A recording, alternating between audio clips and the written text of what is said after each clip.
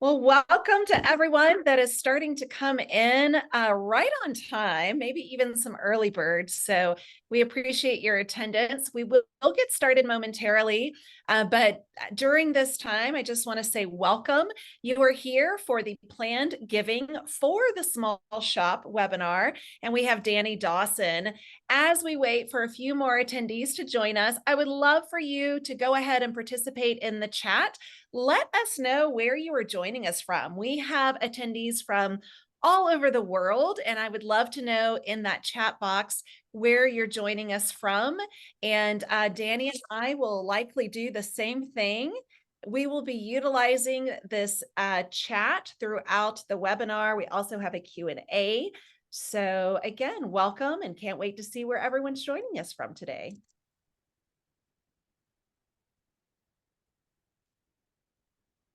All right. I always think this is fun to see where people are located, geography wise, like to see, just where people are joining us, how you found out about us, all good stuff. So we've got a lot going on.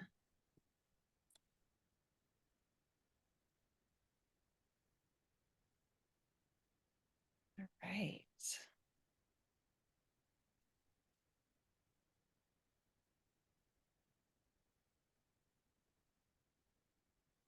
Okay, well, let's keep that coming in because we certainly want to know where everyone's joining us from. Thank you, Kansas City, San Diego, Idaho, Florida, Missouri, all good stuff. So we will get started again for the next 90 minutes. You're here for Planned Giving for the Small Shop. Today is Wednesday, May 15th. If you unlike me, have not been checking your calendar, I'm not quite sure what day it is always, but excited to have you here. I want to share with you a little bit about the details of Fundraising Academy, and I'll ask Danny if you'll just advance to the next slide. Really, the Fundraising Academy is here. We are the premier program for advancing fundraising effectiveness, and we offer a variety of educational as well as training programs to help the nonprofits become more sustainable through better fundraising as well as capacity building. I'll do a quick introduction of myself. I am Jarrett Ransom. You might know me as Nonprofit Nerd. And also I'm a trainer with Fundraising Academy. Truthfully, I wish I had this curriculum 20 plus years ago when I started my career, but I have it now and it is very beneficial for me.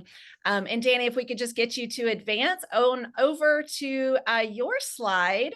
And I will introduce our presenter today, which is Danny Dawson, Chief Development Officer at CureBound. And I want to share a little bit more about Danny because she has a very impressive background. She is a visionary leader dedicated to fostering a culture of philanthropy. Currently serving, again, as Chief Development Officer for CureBound, she drives fundraising strategy as well as donor relations, and she oversees the fundraising campaigns and ensures sustainable revenue streams. She prides herself on helping people achieve their philanthropic goals through conversations with donors about leveraging assets to maximize impact.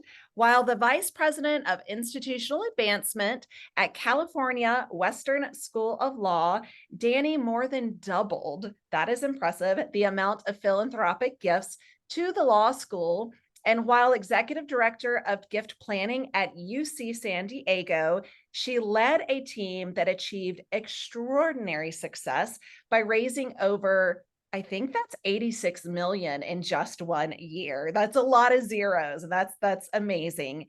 Danny's educational background includes a JD from Chapman University School of Law and an MBA from the University of Phoenix. We share in that MBA from UOP, Danny, so exciting to have an alumna here. Danny is a past president of AFP San Diego and a Planned Parenthood of the Pacific Southwest board member-elect. Welcome, Danny, and would love for you to take it away, share with us the objectives of our time together, and for everyone joining us for your conversation. Thank you so much, Jarrett. I want to focus on one of the things that you said in your intro, that I I really do pride myself on talking to people about assets they can leverage to maximize their impact. And as a development professional, the best compliment that I have ever received, and I've heard it a couple of times, is for someone to say to me, I never realized I could make a gift that big. Right? Because so often people don't think about the whole picture of their portfolio and of their assets. And that's exactly what we're going to talk about today. We are going to talk about why planned giving is important. We're going to talk about prospecting. We are going to talk about gift vehicles, but we are not going to take a deep dive into them. That's a whole nother topic. We're just going to talk about how we can listen for cues and have the conversations. And we are not doing a full planned giving 101 today. We're just doing a cursory lay terms planned giving conversation. And then we're going to talk a little bit about some marketing ideas and some stewardship. So let's just go ahead and dive right in. After we take a poll, I want to hear from everybody. How comfortable are you with planned giving? So I'm going to start watching some of these come in, and I already see lots of pours, which is to be expected because that's why we are all here. And while these are coming in, I want to share with you that I think the best kept secret about planned giving is that it's not really that hard. There are some pretty technical aspects about planned giving, but having the initial conversations with donors and prospects can actually, once you get really comfortable with some of the keywords and some of the buzzwords and listening for some of those things that our donors are concerned about, it is actually a pretty easy conversation to have with somebody, initial conversation. So I'm still seeing some pours and some fares. I see a few goods. Okay, I see one excellent. So that person's going to have to help me out when you see me falter. How about that? I see a couple of very goods and some more goods. So it looks like for the most part, people are living in the poor and fair space, which is exactly what I expected. Save your questions until the end, unless it's burning and it's about what we're talking about. I would love to answer it at any time, but we're going to save lots of time at the end for some Q&A. Great. Yeah. That is pretty impressive. I mean, really looking at this, and I don't want to out the person that said excellent, but like kudos to you, because I think that is very amazing. I agree. The majority of us, I will admit, myself included, is in the fair poor category. So we're in good company. That's right. That's right. All right. All right. Well, let me dive in real quick, Danny. As a trainer here with Fundraising Academy, I would love to just interject and introduce. I will do this 3 times throughout today's webinar, but in particular, starting with number 1, which is prospecting on our cause selling education model or cycle. I tend to use that interchangeably. And this model or cycle is really, it's 8 steps. And looking at phase 1, step 1 is prospecting. And just for a broad category of what that means, prospecting truly is the process of looking for or searching for prospective donors. There's a lot of ways in which you can prospect for these potential donors, and just a few that I'll call out: referrals, circle of influence, direct mail, social media, networking. You can look on your website. Again, there's a lot of places where you can go through the process of looking for or searching for prospective donors. So Danny, talk to us about how prospecting shows up for you in the content of today's webinar. Yes, absolutely. However, I'm going to jump right back to why plan giving is important and then move us forward into prospecting, if that's okay with you, Jarrett. Great. Thank you. So I want us to take a look at plan giving holistically. When we look at this pie chart, this is what sort of the typical person's wealth portfolio looks like. You'll see that the biggest piece of this pie is real estate and then stocks and bonds, right? However, when we're talking to our donors and we're asking them to make a gift, I think that most donors are thinking checking account, right? They're thinking, I can't make a gift that big because I don't have that much money in my checking account. And you know what? Comparatively, that they're absolutely right, right? So when we can start thinking about talking to our donors about making gifts of stock or other assets, we're going to really truly maximize this gift. So this chart dictates why planned giving is important. Now, before I go to the next slide, Jarrett mentioned prospecting, and in your head right now, I would love for you just to take a few minutes and think about, in your mind, what a planned giving prospect looks like to you. All right, and now, here's what I think a planned giving prospect looks like. A planned giving prospect really is anybody. And I know what you pictured in your head. Well, I think I know. I don't really know, but I think I know what you pictured in your head. And I think I know why, because I literally had someone say to me one day, Danny, I worked with him, he was a colleague of mine at another organization, and he said, Danny, I have the perfect planned giving prospect for you. And I was like, that's great. Tell me about her. Oh, well, she's 92 years old. And I was like, okay, what else? She's 92. And I'm like, okay, great. How is she connected to our organization?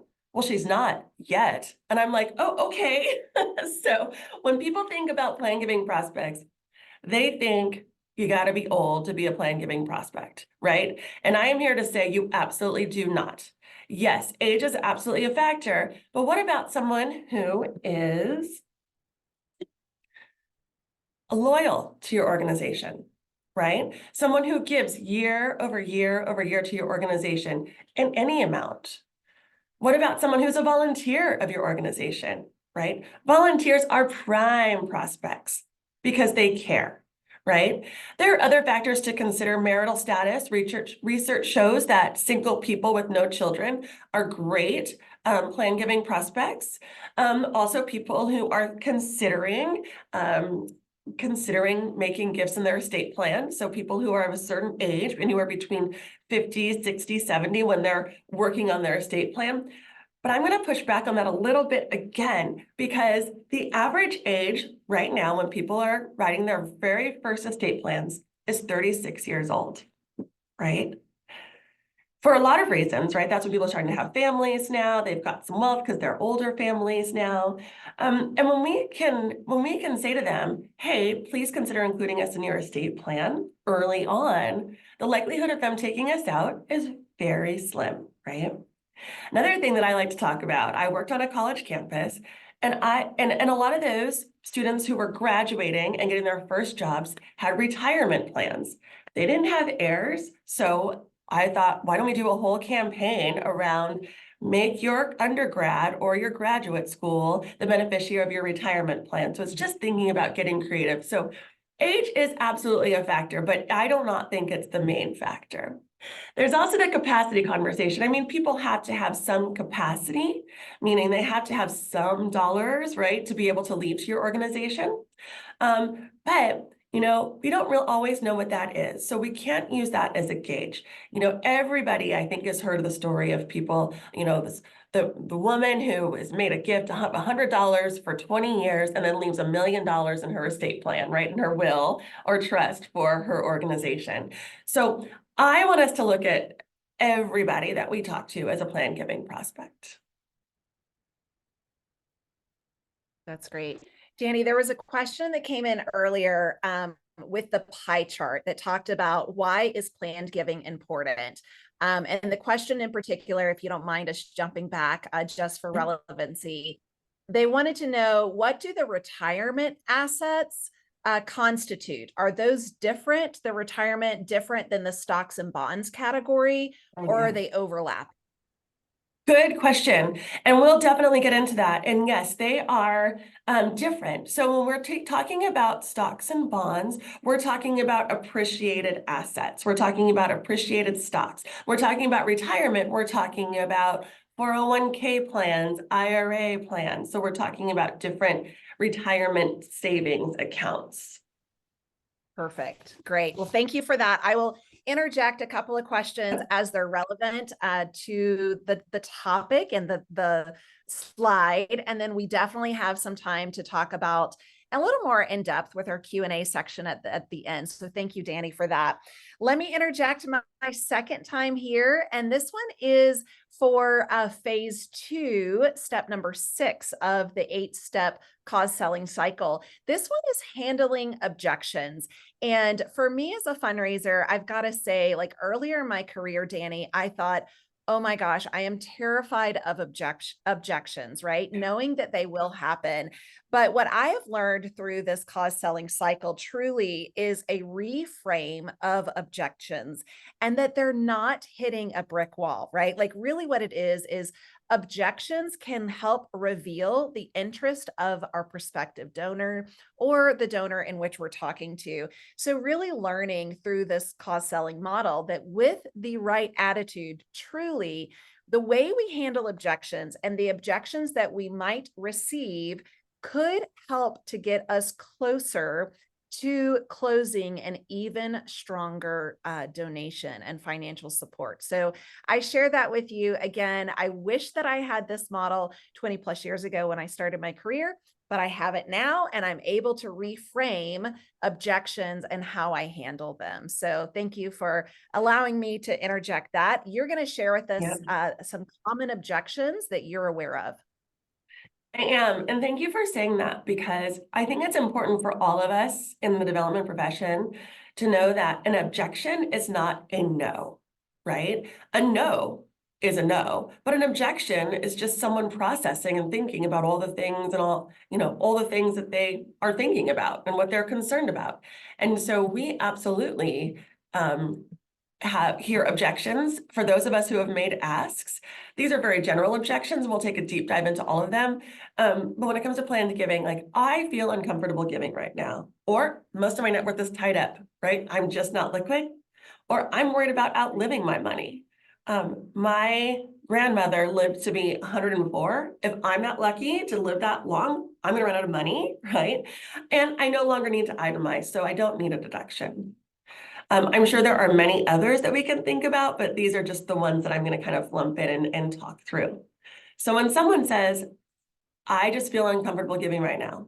I lived through, the housing crisis. I lived through depression. I lived through a recession. I lived through COVID, right? There's an election year. I just don't know I don't know what's going to happen. I don't know how I can make a gift right now. I'm just a little uncomfortable with giving my money away right now.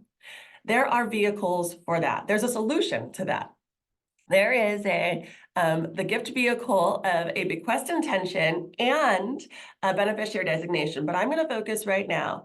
When a donor says to you, COVID was hard, right? I don't know what's going to happen. I'm not comfortable making a gift right now. You can say to them, you can make a gift in your estate plan and leave a legacy that you could, right now, and get all of the benefits for that, right? Some of the benefits for the individual who make a bequest intention, so a gift in their estate plan, is that it is fully revocable, right? Your donor can say, I want to make a gift to you right now in my estate plan. I have named you in my estate plan. They can take you out on Sunday. No problem. And they can put you back in on Monday, right? We don't want that to happen, of course. So it's up to us to really steward them and show them that, we really care about them. But it's fully revocable, completely flexible. Your donor can do whatever they want. And as a small shop, our responsibility is to provide them with language. You can either say on your website, contact us for our suggested language. And the benefit of that is that you then have, they're going to include you in their estate plan. Or you can put on your website, super simple. You don't always get the notification that someone is leaving you in their estate plan. So got to weigh that. And then when the gift is realized, when your donor dies, you just work with their trustee for the distribution. Super easy way for people to leave a legacy today, and it's likely going to be bigger than an actual gift they would give today. The other, and this is where the retirement plans come in, right? The other gift vehicle for when people are uncomfortable giving at this moment is a beneficiary designation. So people can also leave a legacy by designating nonprofit, your organization, as the beneficiary of their retirement plan, right? Super simple, super flexible. It is a great way for people to make a gift that is incredibly beneficial for your organization. And here's the kicker. When someone designates an heir or an individual as the beneficiary of their retirement plan, that person has to claim it as income and gets taxed on it, right? When a person designates a nonprofit as a beneficiary of their retirement plan, the whole entire amount is transferred to the organization, valued at the date of their death.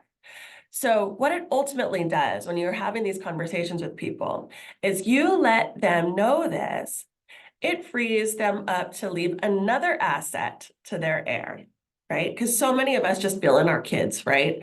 As the beneficiary, right? Not even thinking about the tax implications to them on the other end.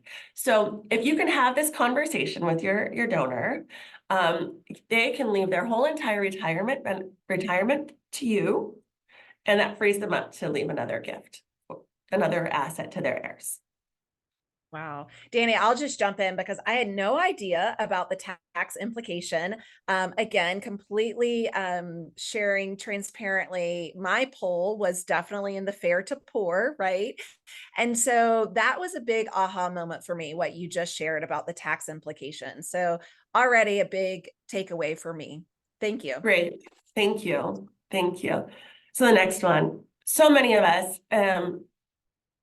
I shouldn't, the proverbial us, right? Have stocks, right? Or we own real estate. And so a lot of our assets are just not liquid, right? They're in the stock market or they're in our property, right? So I have made asks of people who didn't even know that they can make a gift of stock, right? So when I say to them, will you consider making a gift of $1,000, right? They're like, ugh, I can't really do that. I mean, I've got lots of things, I think, but I just, I don't have any cash, right? That's okay. You don't have to. You can absolutely make a gift of appreciated securities or of securities in general, but the benefits of making a gift of an appreciated stock or real estate gift is that you avoid capital gains and you get a deduction. I'm going to give you an example. If I have, let's say I'm asking Jarrett for a gift of $1,000. And Jarrett says to me, I can't give you $1,000 gift, but I do have, Disney stock that I bought. And so I can give you Disney stock that I bought for $100, right? And it's now valued at $1,000. Jarrett's going to get the $900 deduction, right? That she would have, or she's going to get $1,000 deduction.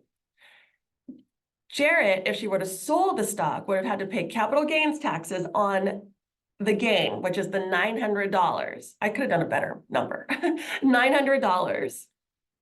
Jarrett would have had to pay capital gains tax, but when she gives it to a nonprofit for a gift, she does not have to pay that capital gains tax. So Jarrett is now getting a deduction for the $1,000, and she's avoiding capital gains tax that she would have had to pay. It's like a double whammy. We're trying to figure out why the IRS hasn't figured this out yet, but we're here for it and we support it. So when you're having a conversation with someone and you can say, well, you consider making a gift of cash or stock, and they're going to say, oh, I didn't know I could make a gift of cash or stock. You say, absolutely, you can use your gift of stock. You can unlock that asset value, avoid capital gains, and you get the deduction for the full fair market value of your gift.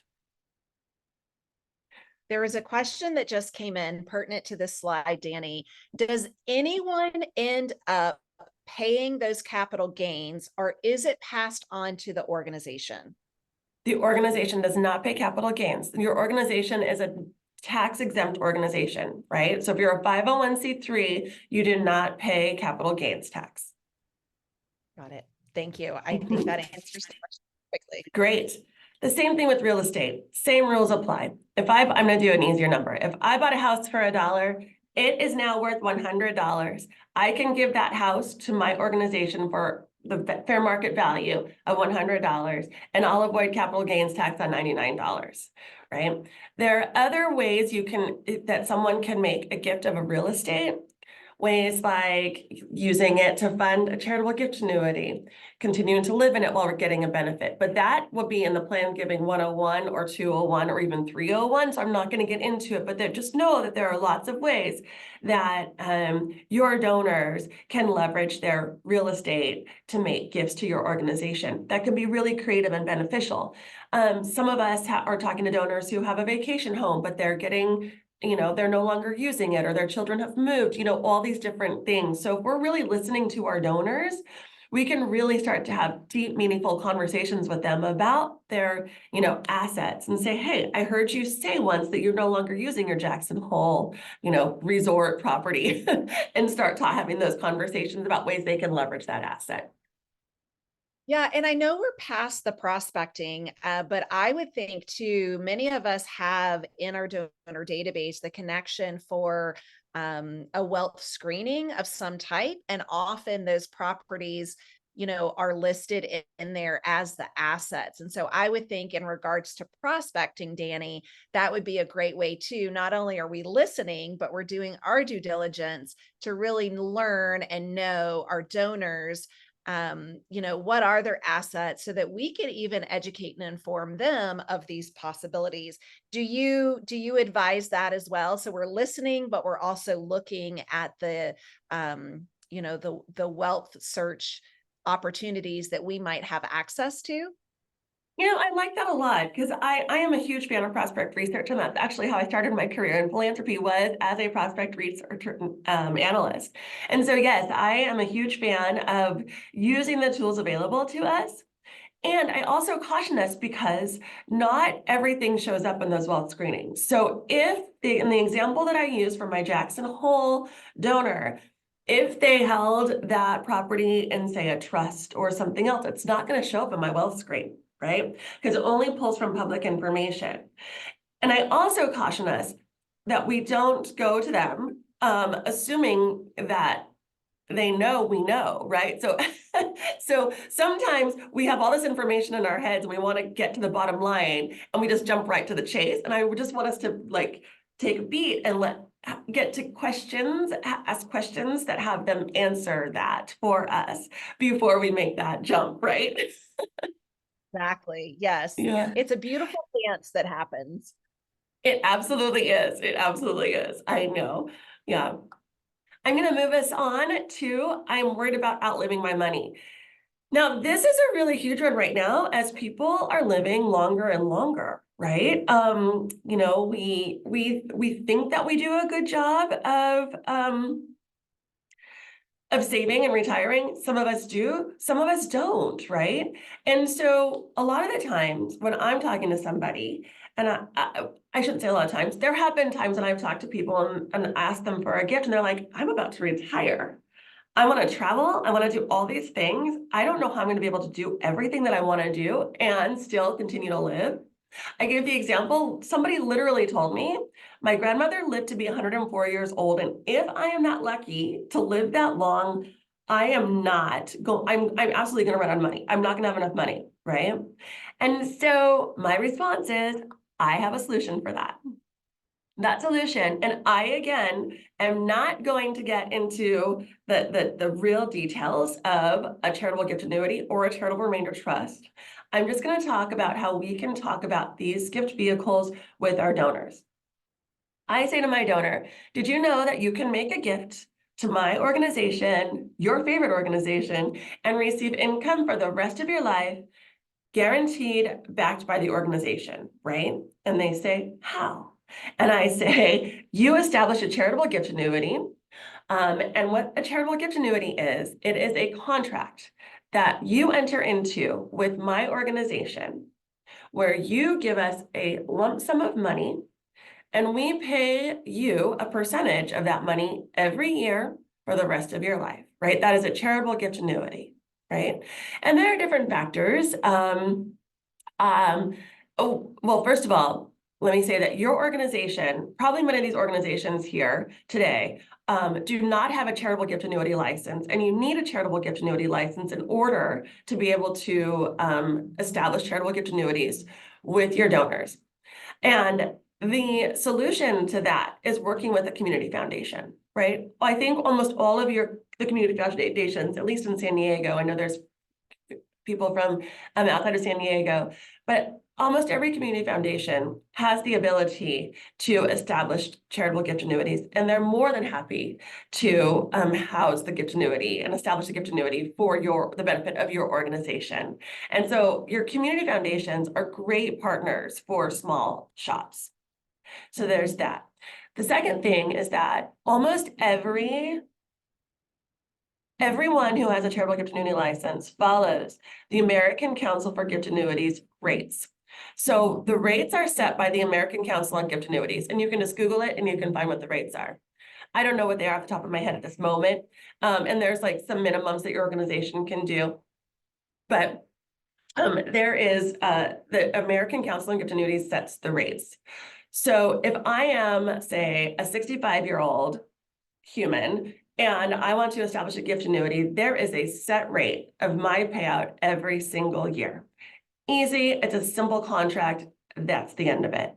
There are ways that people can establish gift annuities together, right? And that will either increase or decrease the rate. You can set a deferred gift annuity so that if I want to establish it now, anticipating that I'm going to retire in 10 years, I'm going to start taking my payout in 20 years, say, I can do that and my rate goes way up for that. Or I can set it for another person's life. So I worked with a donor who established a gift annuity based on her mother's life because she wanted to make a gift. The donor wanted to make a gift to us, and she wanted to make sure that she continues to pay for her mother's retirement housing.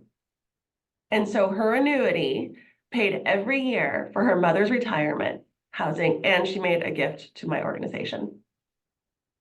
That's fantastic. I have a feeling several of our attendees have probably taken advantage of Googling this right now, right? Or Okay. I'm hoping that someone has.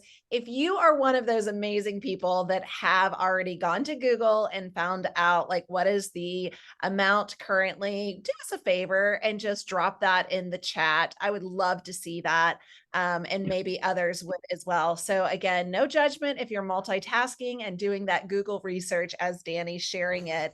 But if you did, share that with all of us, please. Thank you. I love that call out.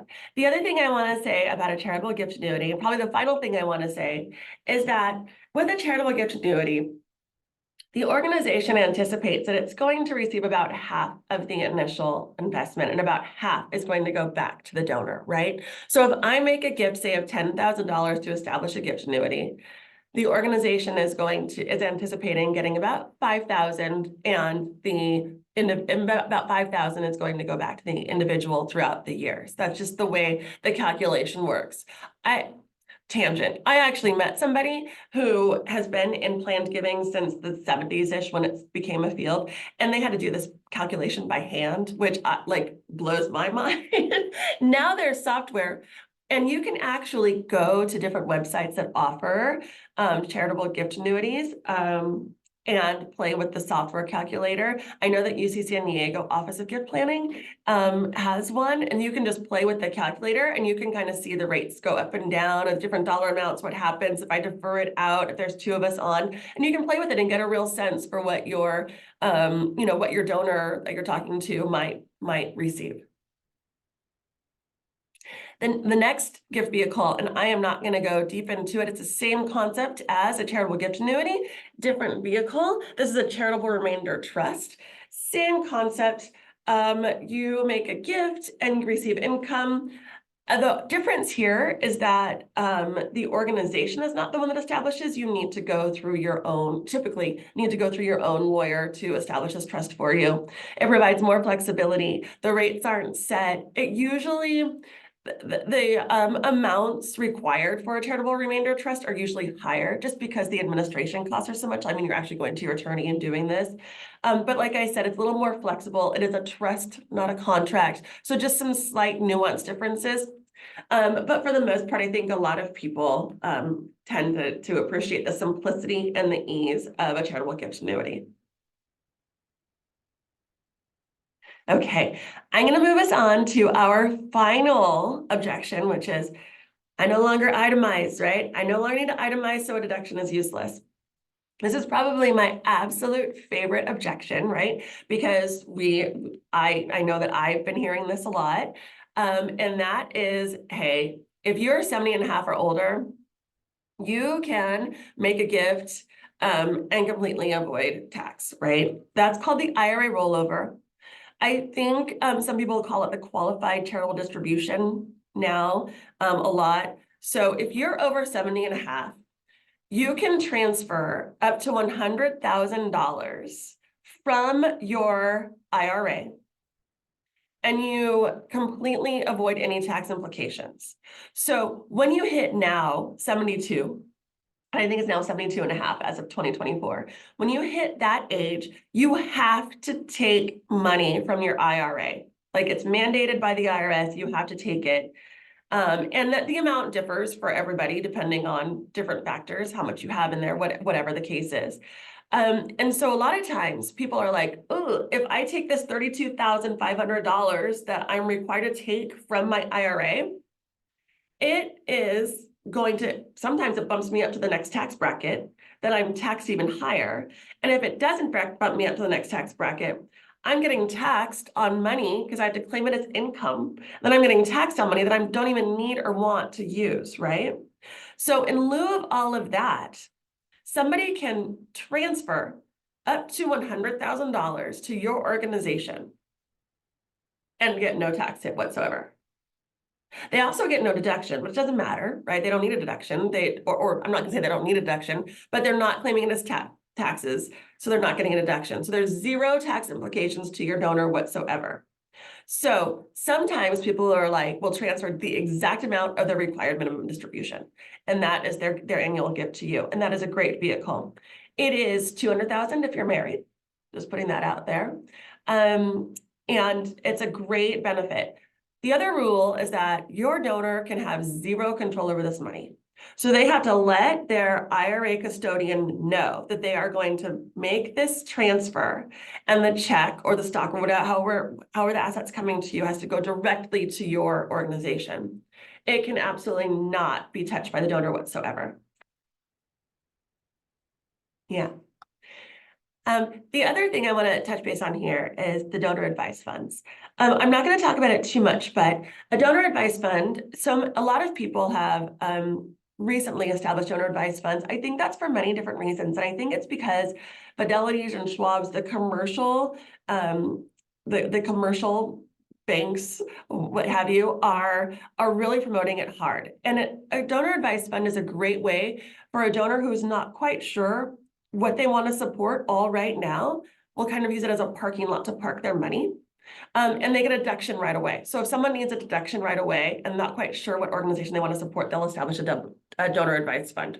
One of the reasons they establish it. And from there, they make their distributions to you. So that's another solution for when someone says, I don't really need to itemize, or I don't need a deduction. So, a donor advised fund is a great tool to talk about here as well.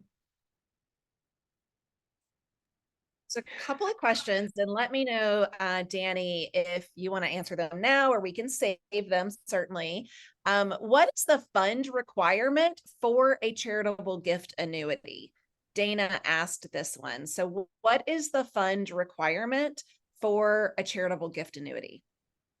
So I think if I'm understanding this question right, Dana, you can let me know. I think, are you looking for what a dollar amount minimum is? And I think that needs to be set by your organization. For one organization I worked at, it was 25,000. Another I heard about was 10,000.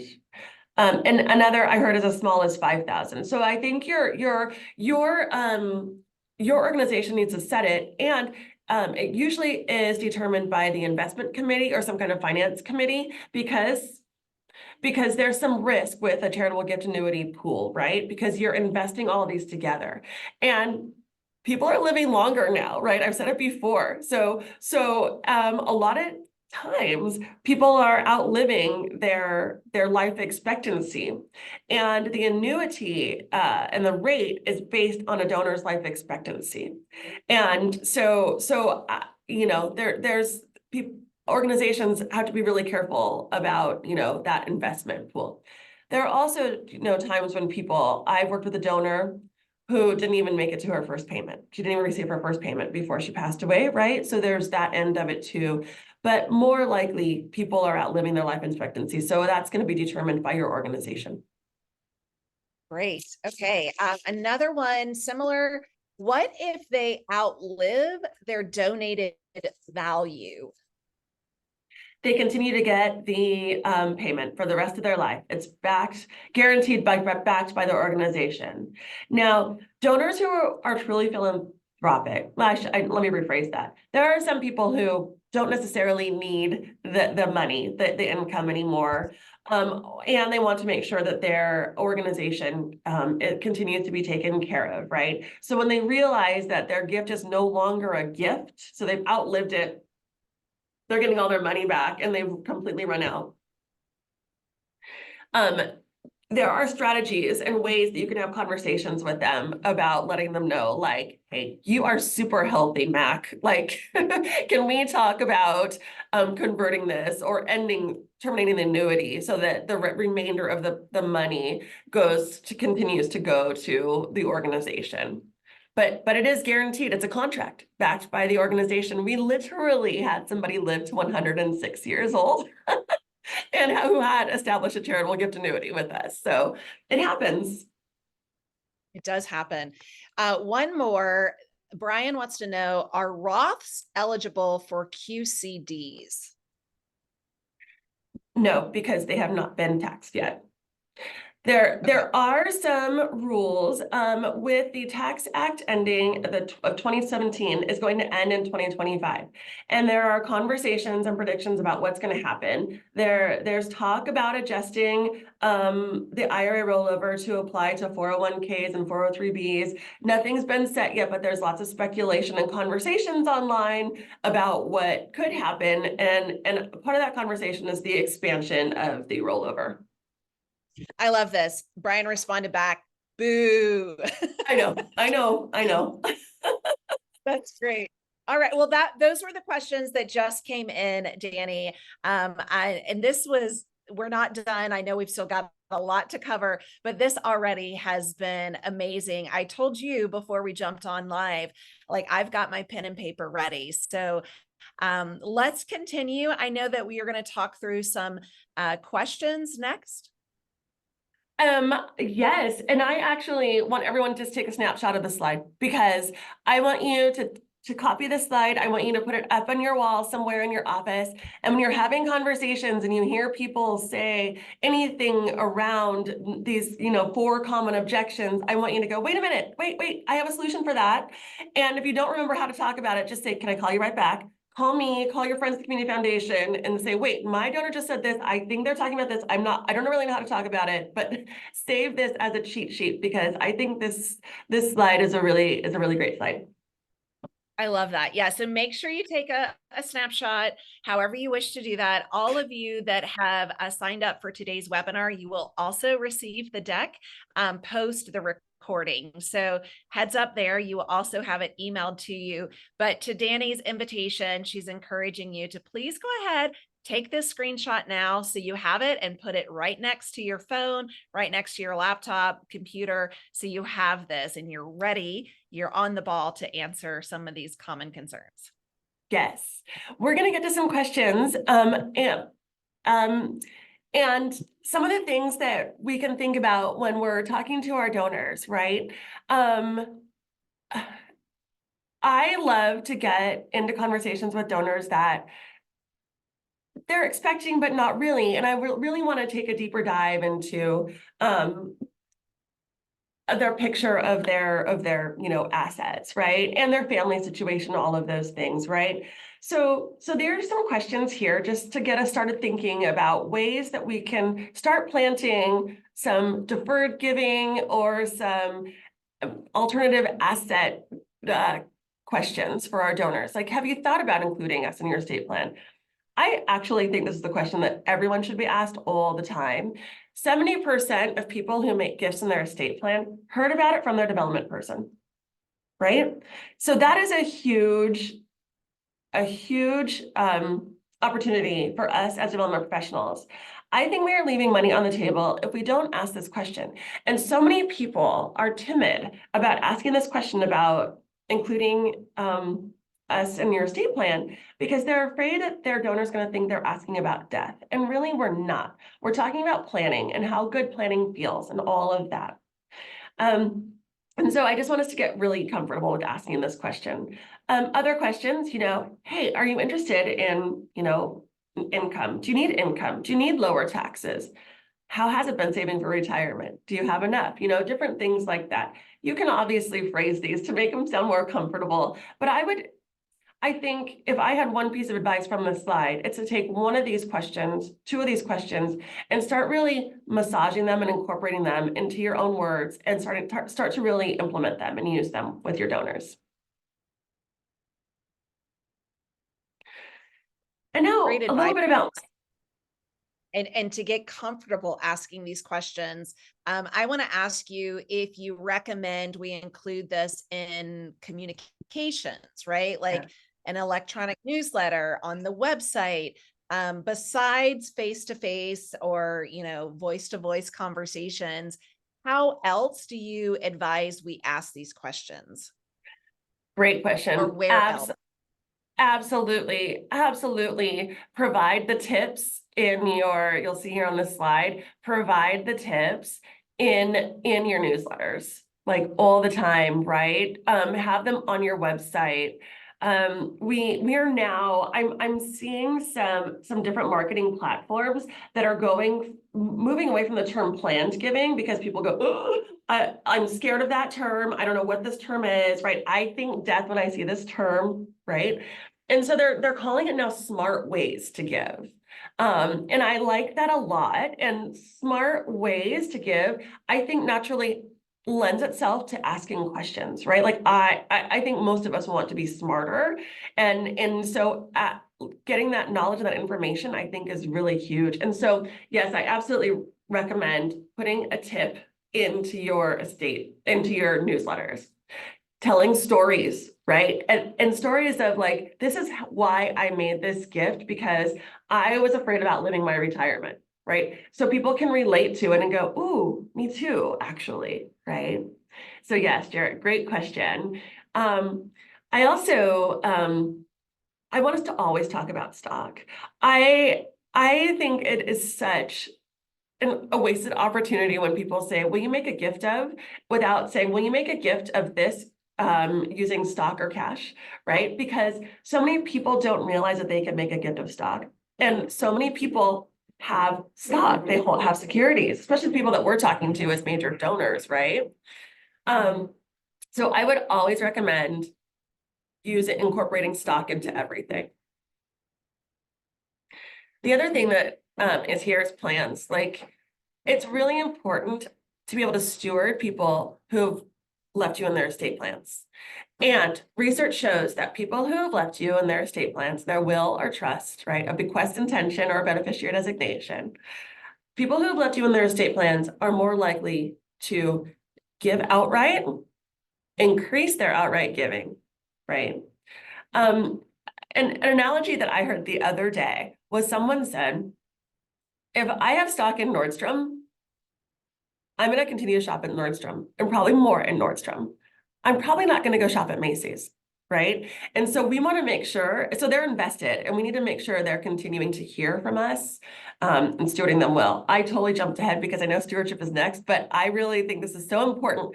And to tie it back to the slide, find a way for your donors to let you know that they've made a gift in their estate plan to you. Whether that's in your website, whether it's in your newsletter, whatever it is, just provide a way for them to let you know. And now stewardship.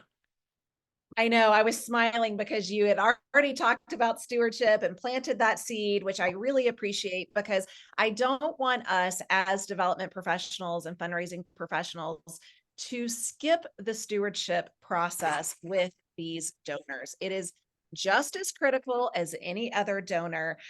So as I introduce stewardship for some of you that are thinking, what does this mean? What is the broad definition? Stewardship merely is the follow-up with gratitude, and I'm going to say with results, right? Like, how are their dollars? How is their support really helping us? And it helps to continue to build loyalty. That is the very, general kind of description and introduction there. There, of course, is an entire chapter of stewardship within the cause selling model. But Danny's going to talk to us about stewardship in particular for plan giving. Yeah. So I think, and I would love to hear what y'all do for stewardship touches, because I think that there's so many ways to get creative with stewardship. And the more times we can say thank you to our donors and let them know we appreciate them, of course, the better. And that goes for, plan giving donors as well. So of course, a legacy society, having a legacy society, I think is really important. And if you can provide, access for those people who have let you let you know they've left you in their estate plan, I think that's really wonderful and great. I work in an organization right now where we have researchers, right? So providing lab tours and backstage access is really great. Think about what your organization can do that makes these donors feel really special and that they're insiders, because they are. When someone leaves you in their estate plan, they've elevated you to the level of family. And I think that's, we need to be treating them like they're family, like they're insiders. So a legacy society that provides special access, maybe an annual event that allows them to bring their friends is always a great move too. Not only does it bring their friends into the fold, and kind of the person gets to kind of show off their family, but there's also an opportunity for you to cultivate their friend as well. When I was going to interject, that goes back to prospecting, right? Like when an existing legacy donor can provide an introduction to us, they are helping us with the prospecting process. So definitely encourage that. Yes. I think my favorite thing that I've ever done, and the thing that got me the most follow-up opportunities, was delivering small gifts to donors. And not necessarily a tchotchke that's going to sit on their desk, but something that's meaningful to them, right? Like, we had a partner when I worked at the university, with some of our alums established a coffee shop. They were entrepreneurs. They created a coffee shop. We purchased some of their coffee with a little note in a bag, and we gave it to every single one of our Legacy Society members.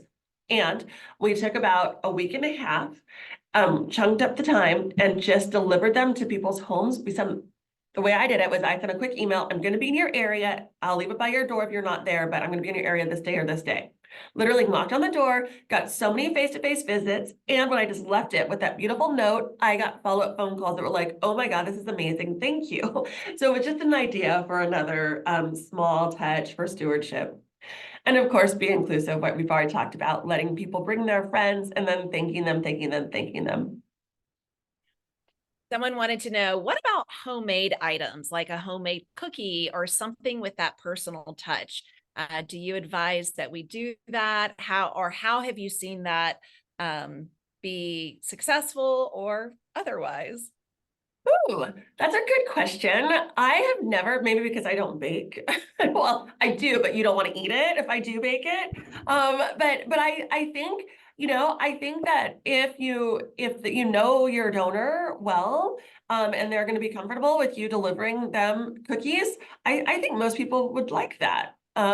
I have delivered, like I said, coffee. We've done succulents. And for those that we had to mail, we got little, like those paper flower cards. So we've of course done calendars. So I think if it's something your donors would appreciate, go for it. And I would even ask a donor, hey, if I deliver cookies, how would you feel about it? Right? Someone that you're close with and that you trust, ask them. People love to give advice. That's great. I've received ornaments in the past, along with tickets to an exhibit or to the museum, whichever, kind of a cultural arts institution it might be. So I agree, Danny, like it's not necessarily a tchotchke that we need to invest a lot of money in or either have a large inventory of, but something that's relevant with our mission, speaks to the impact, and is that small touch. Like you said, it allows us to deliver a small gift and to say thank you. Yeah. Yeah. Great. All right. I think that I would love to hear from you all after this conversation that we've just had. And I look forward to questions too. We're gonna have about 30 minutes for questions, but I would love for you to share with the group in the chat what one planned giving strategy you are going to implement at your organization right now. Yeah, let's get those in the chat. And a reminder, slides and the recording will be available on our online learning portal. That is also in the chat, so you can click on that link there.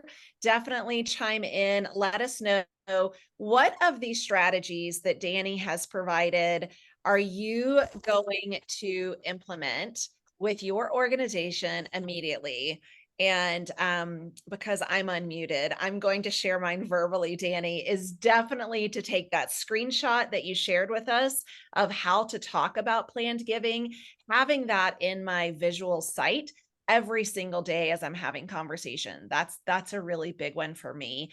We do have some more coming in, and I'll let you take a look at those. Sounds great. I see a lot of stock. Yeah, I agree. I think that stock incorporating stock is a really great option. I see broadening, thinking of who is a good planned giving prospect, I think is a really great one as well. Lots of stock conversations. I would also encourage everyone to think about stories too. Have people who have left you and their estate plan share their stories.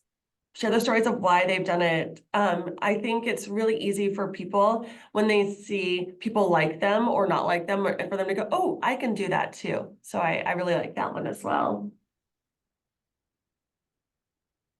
Debbie adds here, I love this one, gathering a book of stories from those already including the organization in their planning, as well as the bequest. So also talk more about giving cash and or considering gift of stock. But I love this gathering a book of stories. That could also maybe, Danny, be that personal touch or something that we share, so that we're building that peer community of other supporters that are so loyal and committed to the sustainability of a mission. Yeah, I think that's right. I think that's really beautiful. Share different ways to give on our website. I think that's right. I think that's great. And there are actually there are several marketing companies that promote planned giving or smart ways to give. So I would encourage everyone to start looking into those. I think there are some very budget friendly organizations that do that as well. There are some very thorough and, of course, expensive. You have the budget for it, amazing companies that do that too. So there are a couple of those that will really help facilitate these transactions too. All right, thank you so much for those, and we're ready for questions.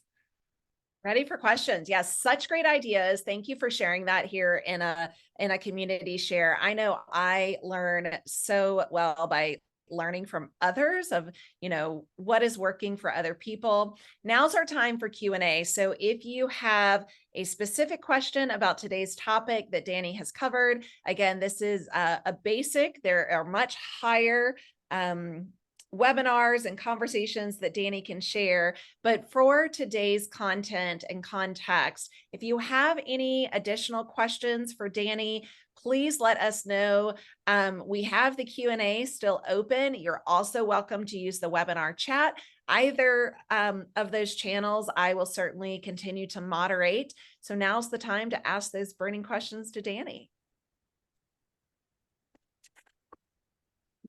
Danny, I'm curious, as I'm sure some of our attendees are starting to gather those questions, what are some of your, besides the ones you've already shared, like what are some of those frequently asked questions that you do receive in this line, like, you know, when it comes to the plan giving, and this in particular is for small shops. So I know there's larger, you know, organizations and institutions that have this pretty well, hopefully pretty well put together. But what are some of those FAQs that you tend to answer?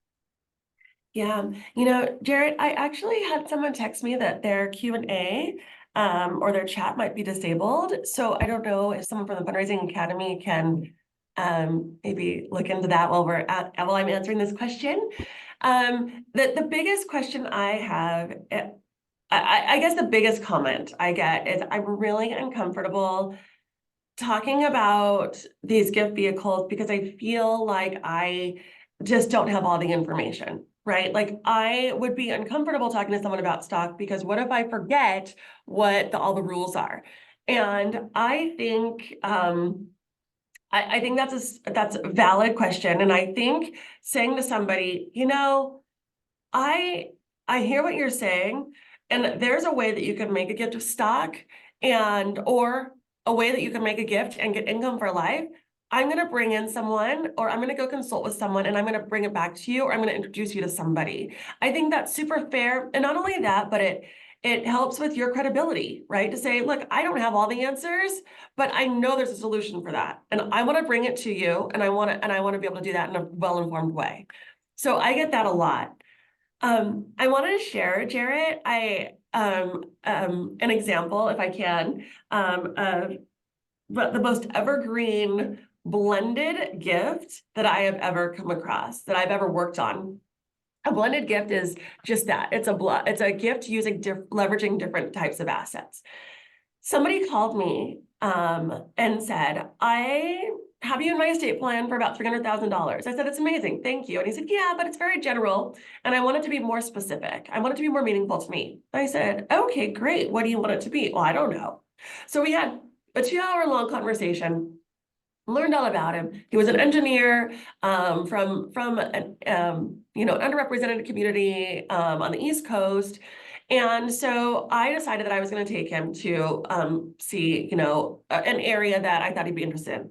It was great, beautiful, wonderful, loved it, but not quite what he wanted. I took him to another area. Yes, he loved it. We ended up doing a blend of those two organizations in an organization within the bigger university, right? And then and that was going to be his estate plan. And I said, if you make your gift now, you can actually meet the beneficiary of your generosity, your student scholarship. And he said, I can't make a gift now. And I said, I think there might be some different ways that you can. Can we have that conversation? And he said, all right, sure. Okay. Long story long, he ended up increasing his bequest intention from $300,000 to $1 million. And he ended up making an outright gift of $250,000 using stock, IRA rollover, and cash so that he could meet his student right now, met his student and gives $250,000 every year. And his bequest intention has gone up to $1.5 million. So that is a beautiful just way to leverage these assets and start having that conversation. And I was pretty new to plan giving at the time. I was just getting to know my donor and figuring out what my donor needed and wanted. So I'll stop there, That's Jared, in case we amazing. have some questions. I'm glad you shared that story because it does go to show that get creative, right? It doesn't have to be one way and not the other. There are opportunities for all of this. I find this to be a fascinating question that came in, and also for everyone, the Q&A as well as the chat are both working. So thank you for the individual that let us know perhaps in the beginning, but we're all good. So you can message on either platform. But this question I find fascinating. Fundraising is a field where there's a lot of turnover. How can we advance these donor conversations when the staff relationship may be new/new-ish? Can you speak to that? Like really For me, when I hear this question from Brian, it's really how do we maintain the continuity and the interest of our donors when the continuity of our staff isn't always there? Yeah. Yeah, I think yes, there's a lot of turnover in development. And I think that organizations, donors need to be connected to organizations as well as people, right? I mean, donors, people give to people, but also people need to give to organizations. And I think it's imperative for fundraisers when you're having conversations with donors to have conversations not only building personal relationships, but building relationships that are strategic and thoughtful and involve your organization as well. Yeah. So that's all. I don't know. I don't have an answer for that other than to say that I think it's on us as development professionals to really do two things at once. And if you're an excellent fundraiser, you're going to build a relationship with the donor and weave in your organization. That person I mentioned earlier, still giving to the organization where I used to work because we've done such a good job of connecting that person to the organization. Yeah. I don't know if that answers I'll the add on question. to that just to piggyback. One of the things that I coach on, Brian, is, to really, to Danny's point, build in the continuity with the organization. And the more individuals that our donors can meet with the organization, I think the better. I also coach/preach a lot about institutional knowledge and the transference of knowledge, having these touch points and the information in the database as much as we possibly can. I also like to go like 3 layers deep essentially with our donors so that again, they have 3 people, myself and 2 others included, so that they are really building relationships plural with the organization and not singular with that person. I subscribe to the mentality that fundraising is a team sport. And also as a professional, fundraiser, looking at it that all of the work that has been done prior to me joining an organization, the decades of work that has been done before me, the ask and the gift might come in while I'm there, and that's amazing. It also might not come in while I'm there, but I am still cultivating and stewarding, our donors for the best interest of the organization so that they will continue to have that commitment, to Danny's point, to the organization and not just that person. So yes, there's a lot of turnover right now, and I think there has been in development, but really looking at the continuity and the best interest of the donor is really what I see as our obligation. I'm sure you do as well, Brian. But I just wanted to speak to that even further. So thank you, Danny. We have another question, and this one's interesting too, really looking for additional information. So Danny, are you offering educational seminars or programs for your donors and or prospects so that they can learn about leaving a legacy and smart estate planning? So that's the first question. And the second to that is, what is working well for your organization? Okay, both great questions. So I have absolutely seen and been involved with organizations who really leverage professional advisors and do a really good job of leveraging professional advisors to come in and have conversations with donors, have seminars with donors. I don't know that donors are particularly interested in that all the time. I think if you're going to do that, I think you have to be prepared for anything really, but I think you have to be prepared for donors who are just really interested in free legal advice to come to your webinar or your session, right? And so I don't know that that's the best tried and true way, but I do think that there are organizations that do that really well, who really cultivate the professional advisor, who really build that relationship there too, so that the professional advisor is talking about their organization too to their clients.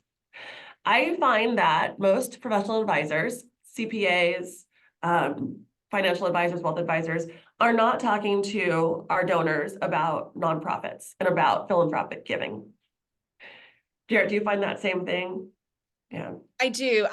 So I'm in Arizona and we have the tax credit, right? And so at the end, for taxes, we could contribute to the state in lieu of we can contribute to a qualified charitable nonprofit within the state of Arizona, as opposed to paying what we owe essentially to the state.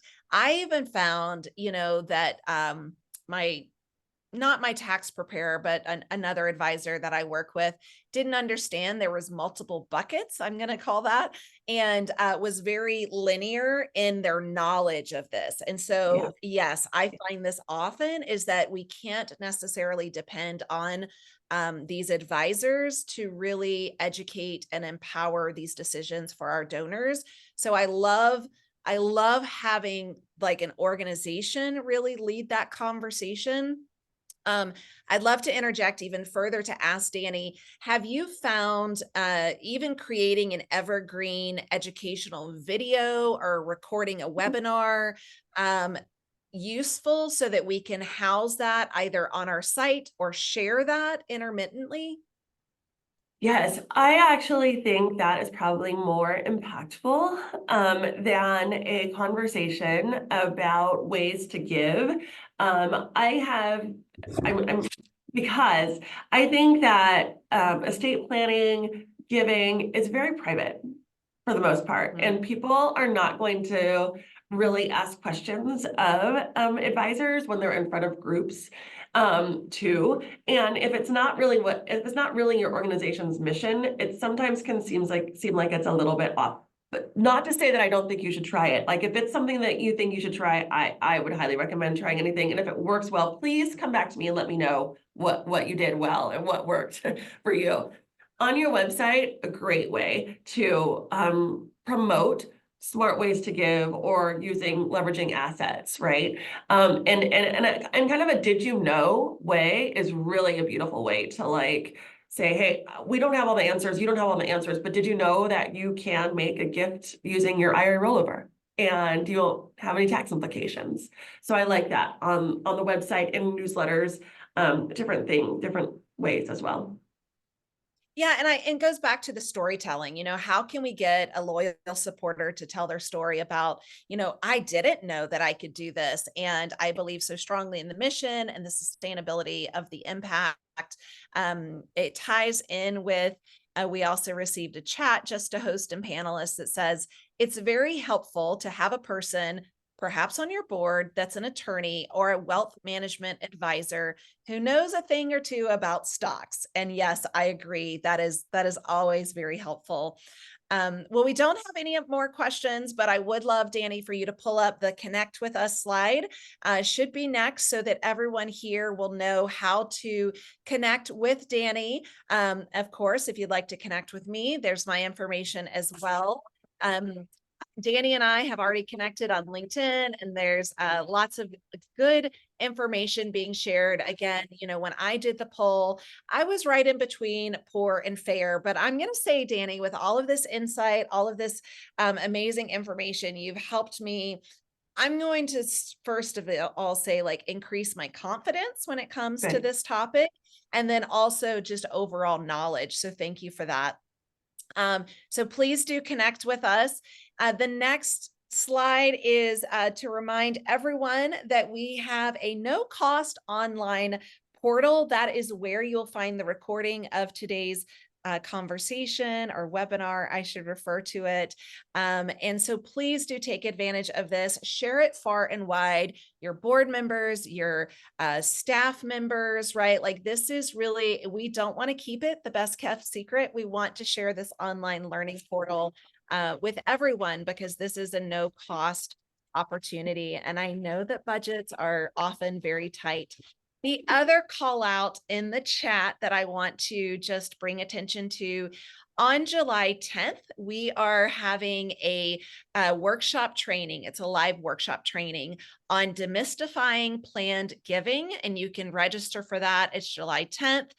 The link for that conversation is also in the chat. So if you'd like to continue this conversation and your knowledge, your confidence when it comes to planned giving, I do encourage you to sign up for that.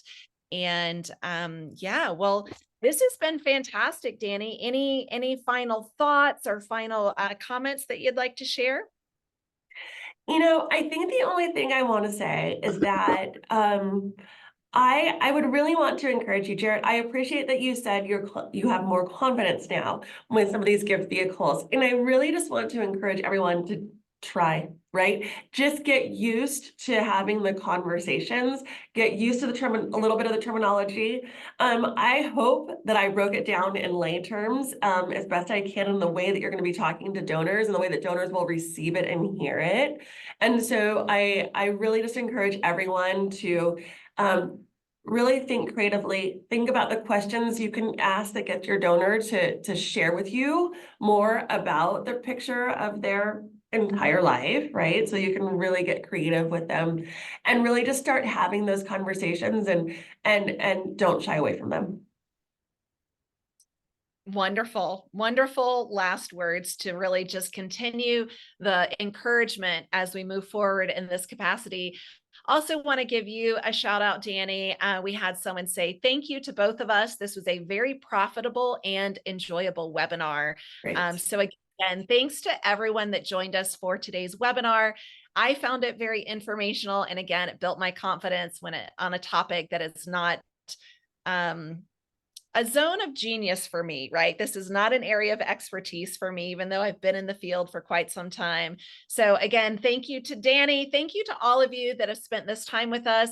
Make sure that you do sign up to get access to the online learning portal where you can watch this, listen to it over and over and over again, and you can share it with your board and anyone else that you think would really find this conversation beneficial. So Danny from Fundraising Academy and for myself, thank you for sharing your valuable time and expertise with us today.